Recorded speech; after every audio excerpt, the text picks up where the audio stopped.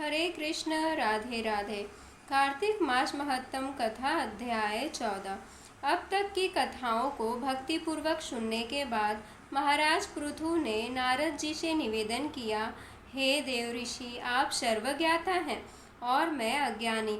अब आप कृपा करके संतान वृद्धि तथा सुख संपत्ति देने वाली महाविद्या, महामाया, महामेघा, महास्मृति, महामोही, महादेवी, महाईश्वरी तथा सर्वईश्वरी अहोई देवी की उत्पत्ति तथा इनका व्रत कब और कैसे किया जाता है, इस बारे में हमें विस्तार पूर्वक बतलाइए। महाराज पृथु द्वारा इस प्रकार प्रार्थना किए जाने पर नारद जी एक प्राचीन कथा सुनाते हुए बोले, हे राजन, एक समय कलिकाल में बड़ा भारी दुर्भिक्ष पड़ा। भीषण अकाल और महामारी फैलने से अनेक व्यक्तियों की अकाल मृत्यु हुई। तब सब लोग इस विपत्ति से छुटकारा पाने का उपाय सोचने लगे। अंत में निश्चय करके कार्तिक कृष्ण सप्तमी को सबने व्रत रखा।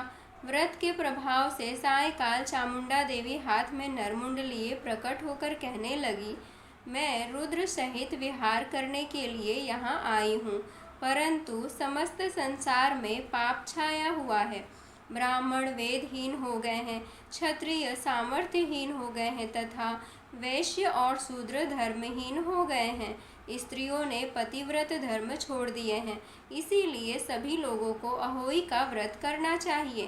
कार्तिक कृष्ण सप्तमी तथा अष्टमी को केवल रोगियों को छोड़कर शेष सभी स्त्री पुरुष सारे दिन भोजन न करके सायंकाल अहोई देवी का व्रत पूजन करें।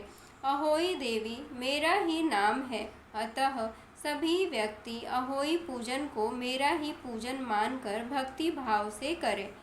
अहोई अष्टमी पूजन का विधान बताते हुए चामुंडा देवी ने कहा, सभी व्यक्ति अपने घरों को गोबर और मिट्टी से लीपकर साफ करें, फिर काला, पीला, हरा तथा लाल इन 4 रंगों से द्वार पर मेरी मूर्ति बनाए और स्वादिष्ट पकवान बनाकर मेरी पूजा करें। जब चामुंडा देवी यह कह रही थी, तभी एक धीवर की स्त्री बोली, हे माता, हम नीच लोगों का कर्तव्य भी बतलाएं। तब देवी ने कहा, तुम लोग भी मेरे भक्त हो, सो सब लोग मेरा पूजन करके तुम्हारी संतानों को पूजेंगे, तभी उनकी पूजा सफल होगी। मेरी पूजा के बाद कुम्हारिन तथा मालिन की भी पूजा होगी। इतना कहकर देवी अंतर्ध्यान हो गई। सभी व्यक्तियों ने चामुंडा देवी के कथनानुसार व्रत और पूजन किया तो उनके संकट दूर हो गए और सारा संसार सुखपूर्वक रहने लगा। अहोई अष्टमी की कथा सुनने के पश्चात राजा पृथु ने नारद जी से पूछा, हे ऋषिवर, महीनों में कार्तिक और तिथियों में एकादशी को सर्वश्रेष्ठ क्या माना गया है, क्यों माना गया है, कृपा करके बतलाइए। तब नारद जी ने कहा, हे राजन, एक बार यही प्रश्न सत्यभामा जी ने भगवान श्री कृष्ण से पूछा था। भगवान श्री कृष्ण ने जो उत्तर सत्यभामा को दिया था वही मैं तुमसे कहता हूँ, ध्यान पूर्वक सुनिए। एक समय देवी सत्यभामा जी ने भगवान श्री कृष्ण जी से पूछा, हे प्राणनाथ, जब सभी मास और तिथियां बराबर हैं, तब कार्तिक मास और एकादशी तिथि क्यों सर्वोत्तम मानी गई है। तब भगवान श्री कृष्ण जी ने कहा, हे प्रिय, शंख नामक एक दैत्य समुद्र का पुत्र था। वह दैत्य इतना बलवान था कि उसने इंद्रादि देवताओं को स्वर्ग से निकालकर उनका स्थान स्वयं ले लिया। सब देवता उससे भयभीत होकर अपने बाल बच्चों सहित पर्वतों की कंदराओं में चले गए।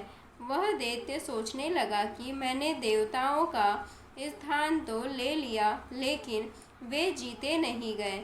ऐसा प्रतीत होता है कि देवता वेद मंत्रों से बलशाली हैं, अतएव मुझे मंत्रों सहित वेदों का हरण कर लेना चाहिए। जब उसने ऐसा विचार किया तो वेद डर के मारे समुद्र में जाकर छिप गए।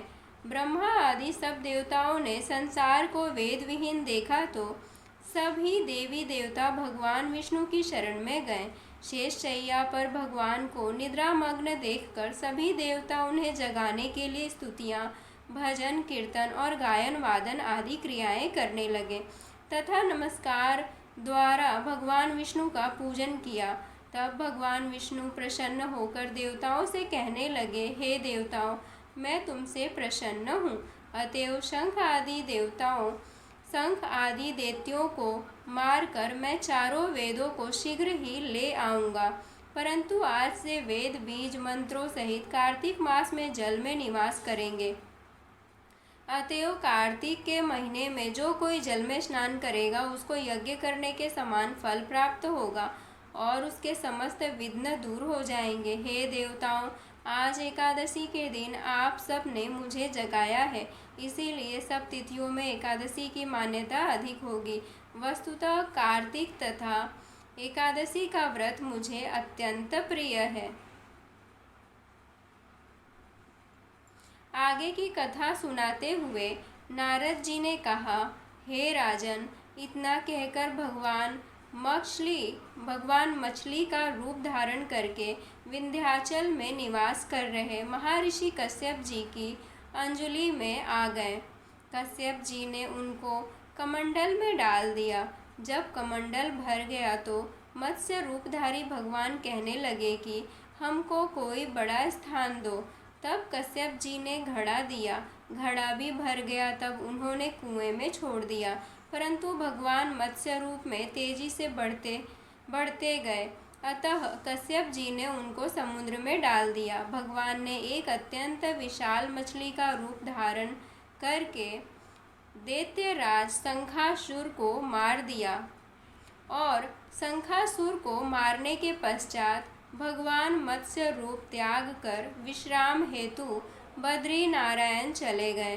बद्रीनारायण में भगवान ने देवताओं से कहा, हमने शंखासुर को मार दिया है, अतः ऋषि और मुनि जाकर समुद्र के अंदर से वेदों को ढूंढ लाए।